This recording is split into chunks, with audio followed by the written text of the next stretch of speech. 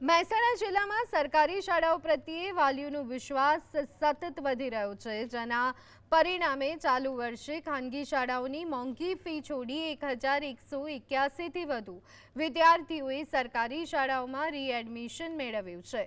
PM Shri યોજના હેઠળ બનેલી આધુનિક શાળાઓમાં ગુણવત્તાયુક્ત શિક્ષણ, સ્માર્ટ ક્લાસરૂમ, ઉત્તમ ભૌતિક સુવિધાઓ ઉપલબ્ધ થઈ છે। આ અંગે માહિતી આપતા જિલ્લા પ્રાથમિક શિક્ષણ અધિકારી શરદ ત્રિવેદી અને પ્રિન્સિપલ દર્શના સુતરિયાએ જણાવ્યું કે શાળાઓમાં હવે આર્ટ્સ, સ્પોર્ટ્સ તેમજ એઆઈ અને કોડિંગ જેવી આધુનિક તકનીકોની મફત વિશેષ તાલીમ આપવામાં આવે છે।